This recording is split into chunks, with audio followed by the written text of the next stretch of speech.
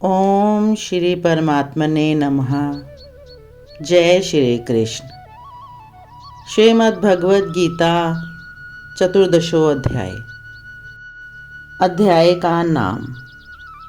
इस अध्याय में सत्व, रज और तम इन तीनों गुणों के स्वरूप का, उनके कार्य, कारण और शक्ति का तथा वे किस प्रकार किस अवस्था में जीवात्मा को कैसे बंधन में डालते हैं और किस प्रकार इनसे छूटकर मनुष्य परम पद को प्राप्त हो सकता है तथा इन तीनों गुणों से अतीत होकर परमात्मा को प्राप्त मनुष्य के क्या लक्षण हैं, इन्हीं त्रिगुण संबंधी बातों का विवेचन किया गया है।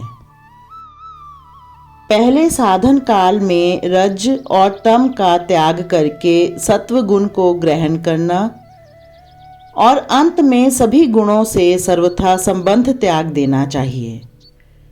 इसको समझाने के लिए उन तीनों गुणों का विभाग पूर्वक वर्णन किया गया है। इसलिए इस अध्याय का नाम गुणत्रय विभाग योग रखा गया है। अध्याय का संक्षेप। इस अध्याय के पहले और दूसरे श्लोकों में आगे कहे जाने वाले ज्ञान की महिमा और उसके कहने की प्रतिज्ञा की गई है।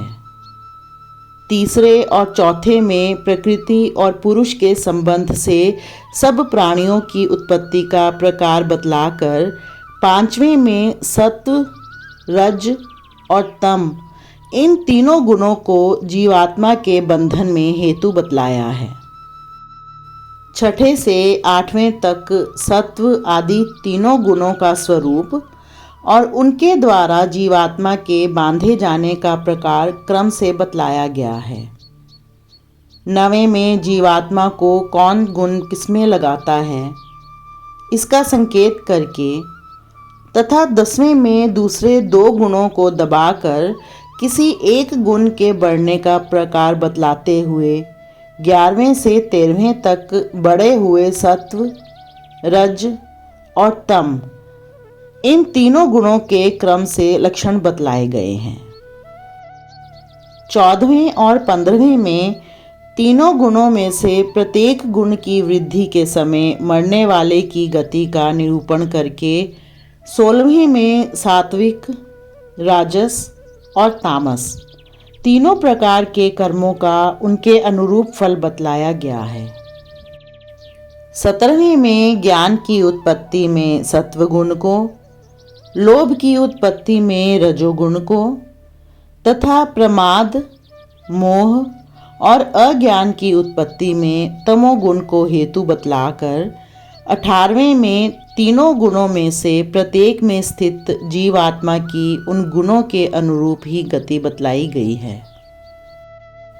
19वें और 20वें में समस्त कर्मों को गुणों के द्वारा किए जाते हुए और आत्मा को सब गुणों से अतीत एवं अकर्ता देखने का तथा तीनों गुणों से अतीत होने का फल बतलाया गया है।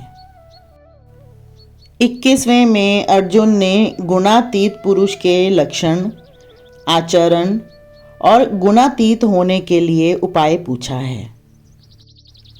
इसके उत्तर में 22वें से 25वें तक भगवान ने गुणातीत के लक्षण और आचरणों का एवं 26वें में गुणों से अतीत होने के उपाय का और उसके फल का वर्णन किया है।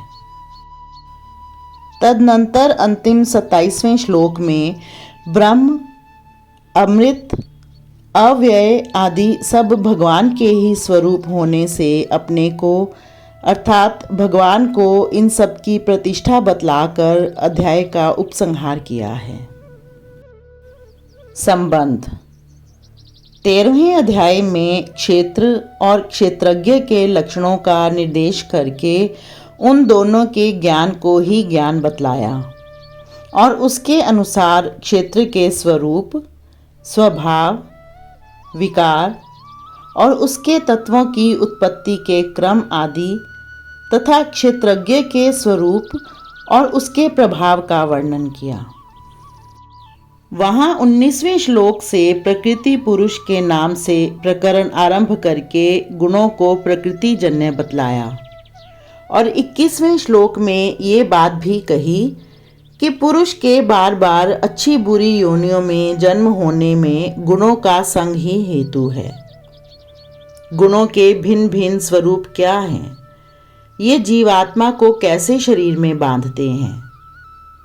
किस गुण के संग से किस योनि में जन्म होता है? गुणों से छूटने के उपाय क्या हैं? गुणों से छूटे हुए पुरुषों के लक्षण तथा आचरण कैसे होते हैं? ये सब बातें जानने की स्वाभाविक ही इच्छा होती है। अतएव इसी विषय का स्पष्टीकरण करने के लिए इस 14वें अध्याय का आरंभ किया गया है। जय श्री कृष्ण।